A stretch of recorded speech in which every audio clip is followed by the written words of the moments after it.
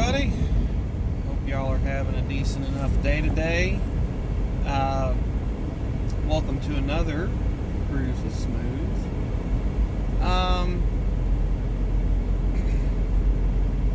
Today, it's gonna be one of the first political topics that I get into, where there is sort of a Democrat or Republican Party position on these things. So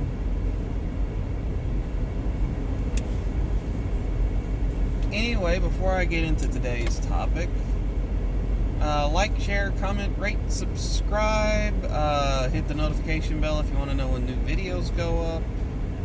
Anyone that's familiar with the show by now knows that I try to post every work day or day that I have a long commute solo.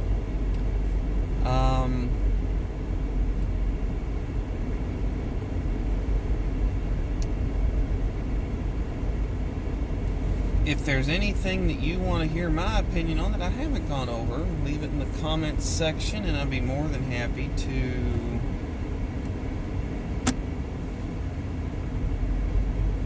do a video on it. Even if it's something that I'm not familiar with, I wouldn't mind doing a little research and coming up with an opinion. So, all that being said, today we're going to talk about firearms.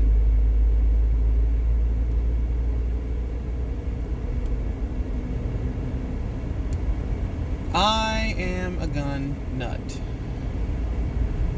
I enjoy shooting, I enjoy looking at it, I can appreciate the engineering behind them. I like guns. I carry guns. I keep guns in a safe at my house. I do keep one loaded and on a bedside table or something in the event of a strange bump in the night. But I like guns. One of the more interesting gun stories that I've got, and you could say I'm good or bad for doing this, I don't really care, I didn't break a law. A number of years ago when my wife and I first met, I've already told all that story, the situation that she was in as a single mother. Well, one of the things that I didn't go into is her ex-husband, according to the Uniform Code of Military Justice, shortly after we met, was eligible for parole. Well, clemency. And that's not just where you get out on good behavior, that's where basically you can appeal your entire trial and get a new verdict in military court. And she received a letter because she was on the victim witness protection list, and she freaked out. She's thinking he's going to get out, they're going to sweep it all under the rug. And I'll just say that she had a firearm in her house within 24 hours of that. Because she didn't have a firearm in her house when her and I met. And she was familiar enough with firearm safety to handle a gun well. But with her just recently having had to move back from North Dakota unplanned, she was getting rid of everything that she had worth money, not only to downsize, but to come up with the money to move.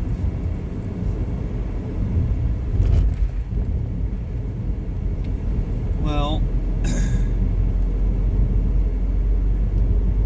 I'll just say she told me she was sleeping better at night.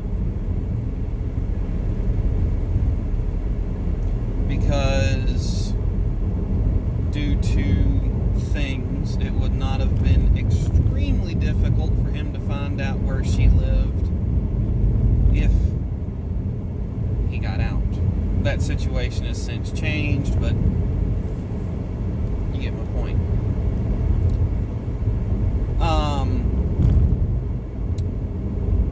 Give you a few interesting facts about my personal collection of firearms. The only time that they have ever hurt anybody while in my ownership, because I do have some used and even collector guns, is mismanaged recoil, where someone didn't have the gun in the right spot on their shoulder to correctly absorb the recoil.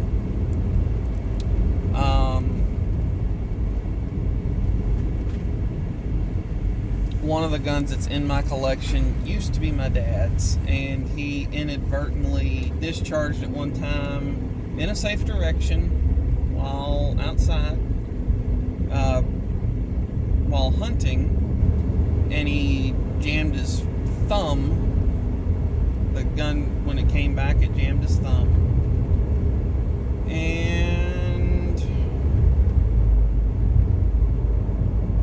there was a handgun of mine that my wife hadn't shot in a while, and she managed to snag her thumb with the slide.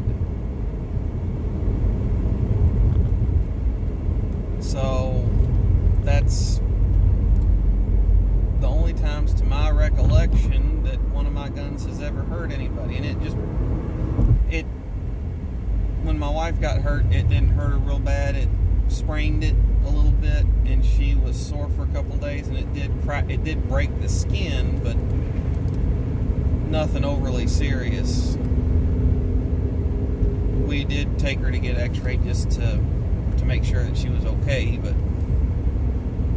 that was the end of the drama. The only reason that I did say while in my ownership is I have some old World War II era stuff, and so it could have killed Nazis, it could have killed Japanese, could have killed Italians. I don't know. So I do make that clarification that while in my ownership and in my family's ownership, the only thing that they've been pointed at is either paper targets or deer.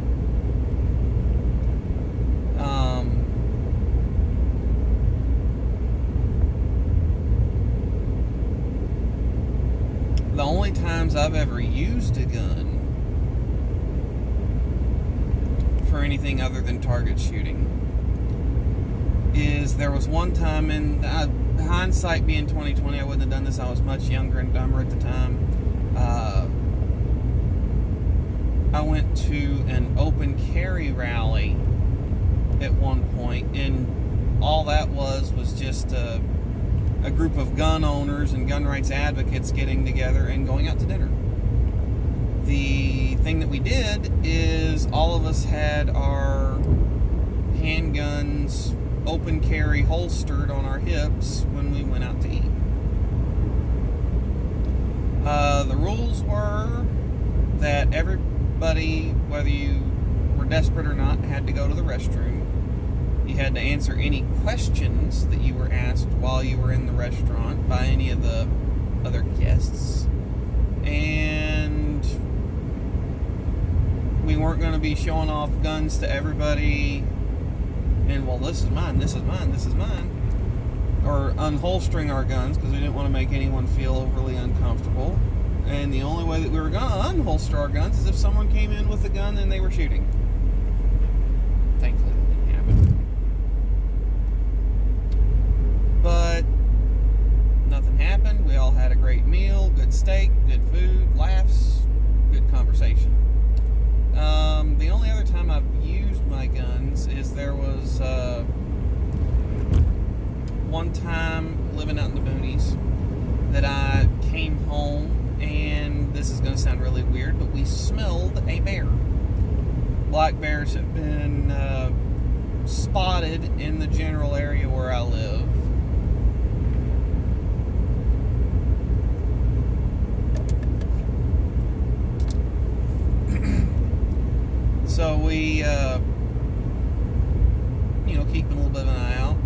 bear. My wife had been around him before, so she knew exactly what it was. We got the kids out of the car. I walked over to the edge of the driveway, buried a couple rounds into the dirt, and you heard a lot of moving and a shaking in the woods right off the edge of our old driveway, because this bear had got spooked and climbed a tree. Black bears don't look for a fight. The only other time we, at our current residence, still out in the boonies, we heard some coyotes over near our livestock barn. And they were kind of making the way from there towards the house in that general direction, not exactly. And so I just went outside and buried a couple more in the dirt, and you heard them yipping and scattering and everything else. So the only time I've ever used a gun for anything was either to bring awareness to the rights guaranteed in the Second Amendment by every interpretation of every Supreme Court Justice panel, or as the world's most wonderful little noisemaker to intimidate predatory animals.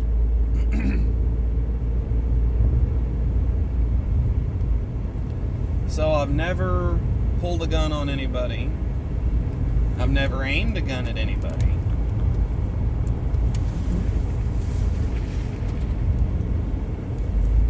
My wife did once, before her and I met. There was a guy attempting to run her off the road and stop her.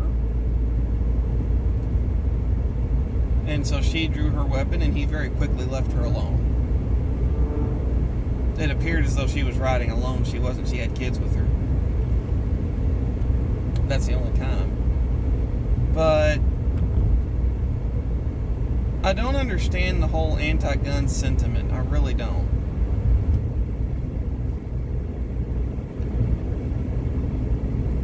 There was a breakdown done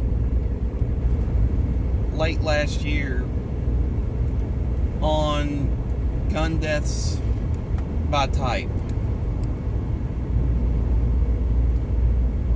Suicides make up the biggest chunk of gun deaths. I want to say about 2/3.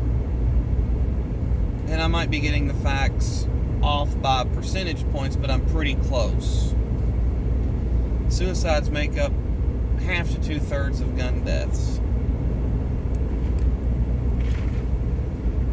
And you could say that they may or may not commit suicide afterward. That's a fair argument to have, but there's a ton of other ways for a person to kill themselves.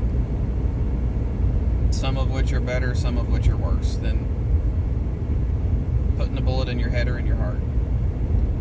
I'm not pro-suicide, but they're not hurting. As long as they're not killing their family and then turning the gun on themselves, that's kind of their thing, kind of their business.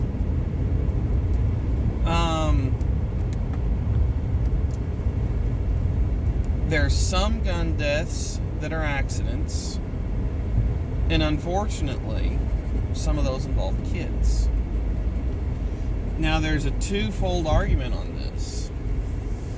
Some gun deaths that involve kids are weapons that are hidden up out of reach, tops of closets, hidden in places where kids shouldn't be able to get to easily, but kids have 8-foot long arms and can jump 20 feet high, and so the parents don't realize this, and the kids get into their guns.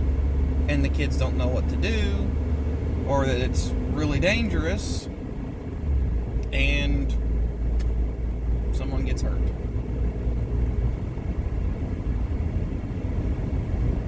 Well, I'm not a fan of that.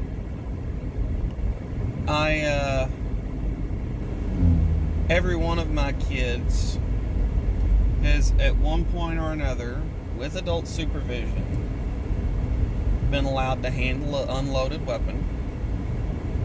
And every one of my kids with adult supervision has been allowed to aim a weapon at a target and fire. And they all know that they're not to do that without anyone around. That they're not to go looking, trying to get into the gun safe to mess with something. They all know that they're not to touch it without mommy or daddy around. But some of my kids are, okay, I've shot a gun, big deal, don't care, not my thing. And two of them really enjoy it.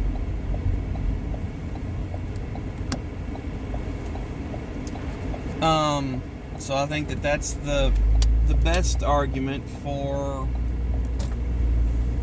teaching kids about gun safety is don't touch without an adult around. It can go wrong, but you need to know how to handle it.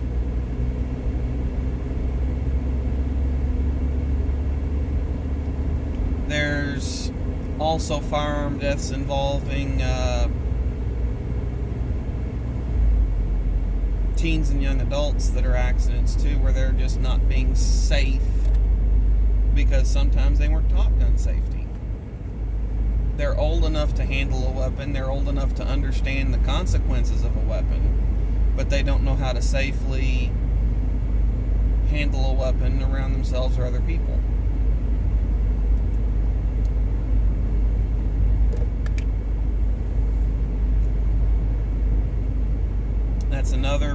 That's another percentage of firearm accidents.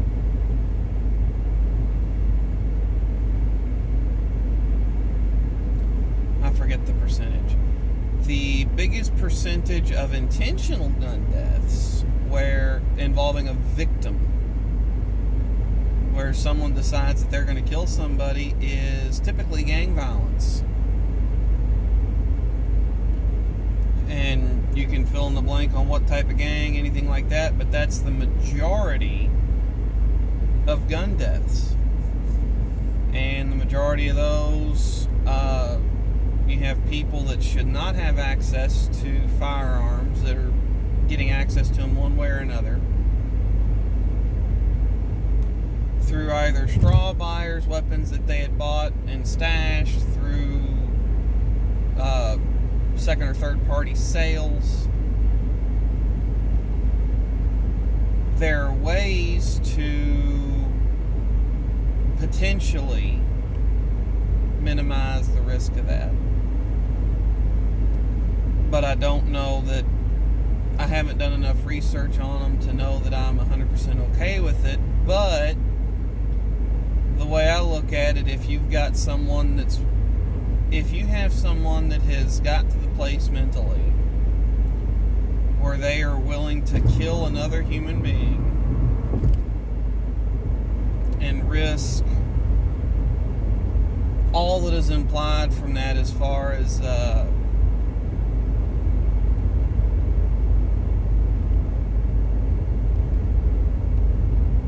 consequences and jail time, and or depending on who they go after, retribution from the family. That's possible. But if you've got someone that's already got to that place mentally, I don't think there's a law that they wouldn't break to get there. And so whether they break 2 laws, 5 laws, 12 laws, 100 laws to get to the point where they can kill somebody with a firearm, so what? I don't think it particular, because the thing is, like, okay, it's not going to be the kind of, well, I'm going to kill this person today, and then they go out and buy a gun and go through all the process. No, they're going to break all these laws one at a time till they end up with a gun, and then someone's going to wrong them, someone's going to need to be offed, you name it, and they're going to do it. So I don't particularly think that if we just had more laws, because every law that was supposed to keep innocent people safe has been broken in order to kill innocent people.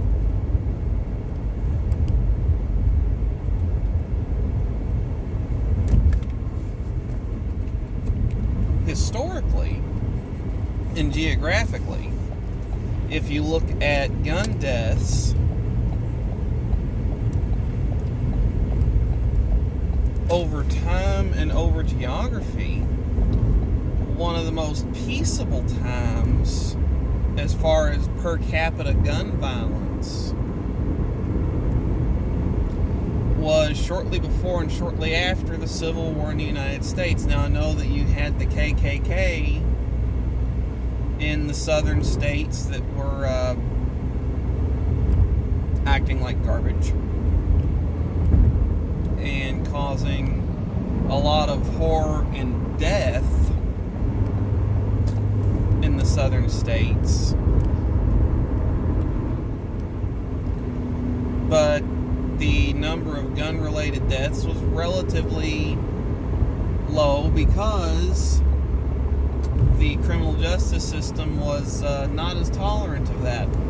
Now, everyone thinks the Wild West, everyone was just shooting everybody. No. Gun death rates in the West were around half during the frontier years. You know, the Wild West, it was around half of our national average, because everybody knew that everybody had a gun, and everybody knew that if they wrongfully killed someone, they would get killed back.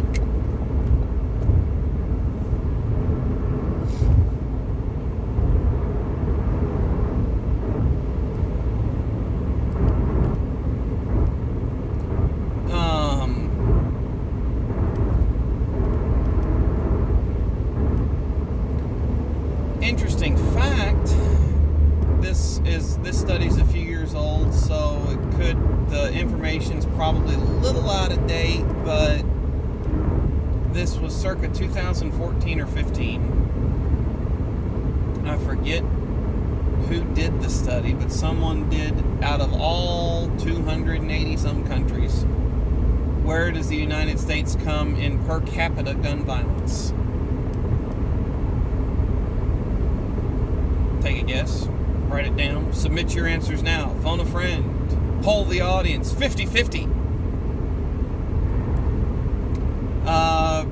As of this study, the United States made up the top of the bottom half in gun violence and violent crimes. And there is a inverse correlation between gun ownership rates, registered gun ownership rates, and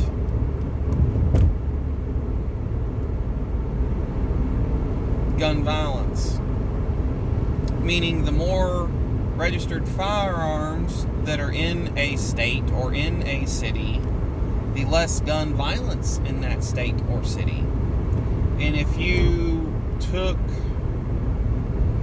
the 5 or 6 most murderous states or most murderous cities in the United States out of that equation to bring up the top of the bottom half, the United States ends up down in like the bottom 5 for gun violence. So you wipe out LA, New York, Chicago, Atlanta, and Houston, I think. You end up at the very bottom. I want to say you end up at like 281 out of 286 per capita. And the countries where it's the worst are countries that have the most strict gun laws, where you can't buy firearms legally without huge amounts of money or paperwork, or it's just flat out illegal. And you can see that in the cities where firearms aren't legal to be owned by most citizens. The thing that was the most interesting is the city in the United States that owned the most guns per capita had the smallest homicide rate or gun violence rate per capita. I thought that was very interesting. So the more guns owned by more people, the safer an area is typically, because everybody knows, and like, okay, I'm going to say 98 people out of 100, and I could be very wrong on this assumption, are basically law-abiding citizens. And so you've only got a very small percentage of people that are actually, well, I wonder if I could just kick in that door and go steal this, whatever. Very small percentage of people are going to do that. But everybody, a lock keeps an honest man honest, a thief will break the lock. The honest man knows that behind that open lock, there's a gun. The thief knows that behind that lock, there's a gun. So, I think that the solution to a lot of the gun violence problems that the United States is having, which that's another interesting thing that I might get into.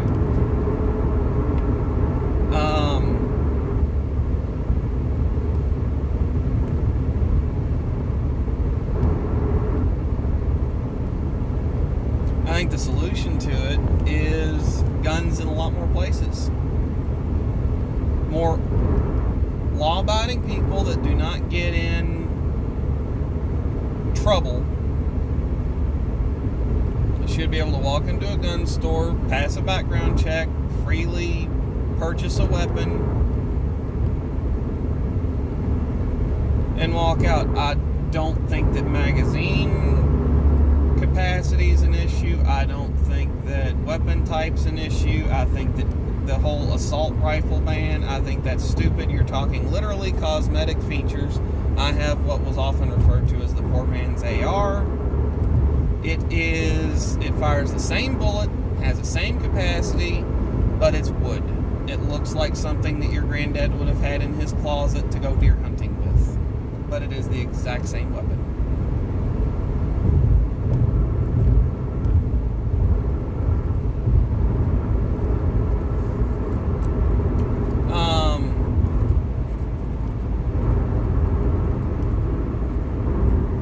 One of the things that I looked up, and this, I might not get 100% factual accuracy on this.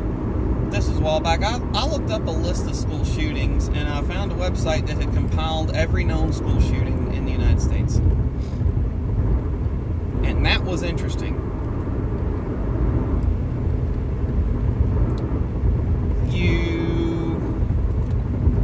Believe it or not, school shootings, according to this website, have been going on since about 1860, 1870. Ever since there were schoolhouses. Most of the times at that point it was family members that were coming into school to kill someone they were related to. And they were after just their relatives. What I could find and what I remember finding, because it's been quite a while since I looked this up, that is freaking cool, is that school shootings by students started after fighting in schools could get you suspended or thrown out of school. People were no longer able to take up for themselves. People were having to take their beatings because basically, even if you didn't start the fight and you decide that, you know what, I'm going to go ahead and finish this, I'm going to lay this joker out, you were in the same amount of trouble. My kids are in that same situation. Thankfully, it doesn't happen a lot at their school. I think it's the dumbest thing. One of my daughters got choked out and had to wear a neck brace for a couple weeks due to a kid on the bus. And I was since she can't fight for herself without getting in trouble, I wanted to go bust their parents up. My wife wouldn't let me do it.